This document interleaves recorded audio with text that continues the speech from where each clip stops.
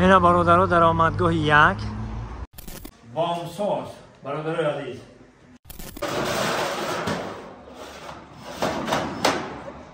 بازار کوشانیان روشنک کیلونکا داره. نگاه این دیدین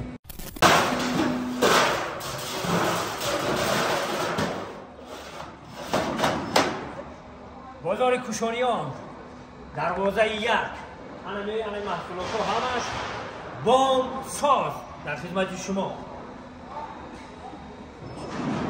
عزیز. گارانتیش تا 15 سال، ایده تا 15 سال و هر یک شویری که شما میبینید اینا نگاه کن.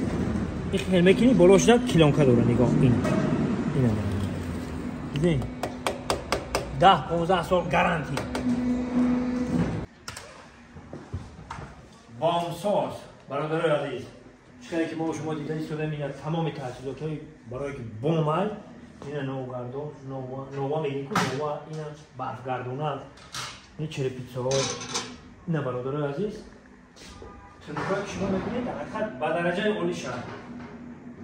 تمام اینا ما تنکا درجه هست برادرها. شما فقط میتوانید در این رقم زنگ بزنید و در زیر کامنتر ما کانالشون رو میمونم، کانال یوتیوب شون در آمده بینید، انتخاب کنید. انتخاب در دست شما برادر عزیز.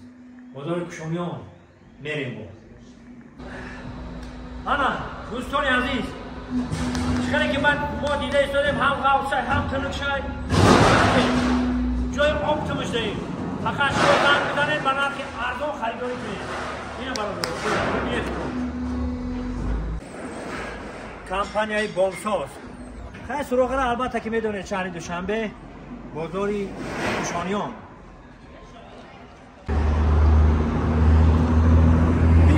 بیا درآمدگاه یک.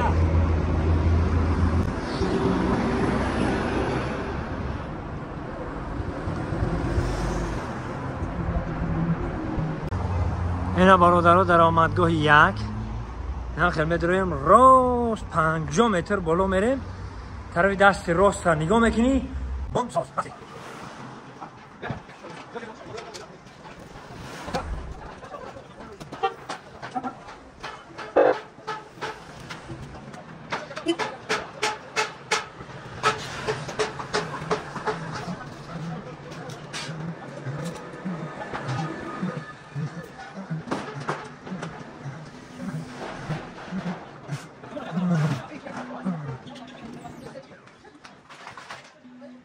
خب دوستان عزیز، خلاصه گپ ما رقم های تلفنشون رو بنویسم.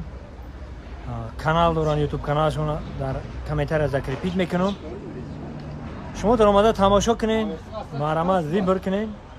بامساز در خدمت شما. اینا برادران اینا میجن همش با فکرم که با شما فهمه شد. باقی خداوند شما را نگهبان باشم. در امان خدا باشید. خدا نگهبان.